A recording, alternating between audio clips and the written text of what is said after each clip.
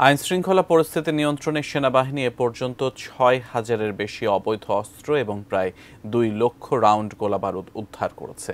সেই সাথে প্রায় ২,৫০০ ব্যক্তিকে গ্রেফতারও করা হয়েছে বলে জানিয়েছেন সেনা সদরের মিলিটারি অপারেশনস ডাইরেক্টরেটের কর্নেল ইন্তেখাব হায়দার খান। সহকর্মী তাওহিদ সৌরভ জানাচ্ছেন বিস্তারিত। কোটা সংস্কার আন্দোলনের সময় ১৯ জুলাই রাতে সারা দেশে সেনাবাহিনী মোতায়েন ও কারফিউ জারি করে তখনকার সরকার। ছাত্র জনতার অভ্যুত্থানে আওয়ামী লীগ সরকারের পতনের পর ১৮ সেপ্টেম্বর অন্তর্বর্তী সরকার আইন শৃঙ্খলা রক্ষায় ৬০ দিনের জন্য ম্যাজিস্ট্রেসি ক্ষমতা দিয়ে সেনাবাহিনীকে মাঠে রাখে।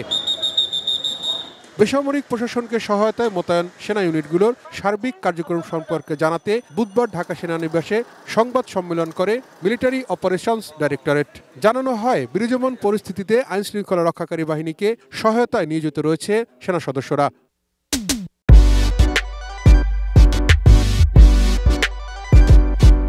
সেনাবাহিনী জনগণের জানমাল, রাষ্ট্রের অতি গুরুত্বপূর্ণ স্থাপনা অর্থাৎ কেপিআই এবং সরকারি এবং বেসরকারি গুরুত্বপূর্ণ সংস্থাগুলোকে রক্ষা করার পাশাপাশি যেসব দায়িত্ব পালন করছে সেগুলো হলো পুলিশ বাহিনীকে পুনরায় কার্যক্রম হতে সহায়তা করা।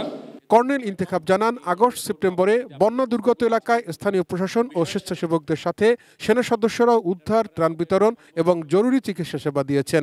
বিভিন্ন স্থানে ধর্মীয় সম্প্রীতি রক্ষায়ও কাজ করছেন তারা। পার্বত্য চট্টগ্রামে শান্তি শৃঙ্খলা বজায় রাখতে ও সাম্প্রদায়িক সংঘাত এড়াতে এবং কক্সবাজার জেলার এফডিএমএন ক্যাম্প এলাকায় সার্বিক নিরাপত্তা বজায় রাখতেও সেনাবাহিনী নিরলসভাবে কাজ করে যাচ্ছে। সেনাবাহিনী কতদিন মাঠে থাকবে এমন প্রশ্নের উত্তরে কর্নেল ইন্তেখাব জানান, সেনাবাহিনী ডিপ্লয় হয়েছে সরকারের সিদ্ধান্তে, সরকারই এটা নির্ধারণ করবেন যে সেনাবাহিনীকে কতদিন মোতায়েন থাকা প্রয়োজন। এই মুহূর্তে দেশের ৬২ জেলায় দায়িত্ব পালন করছে সেনাবাহিনী।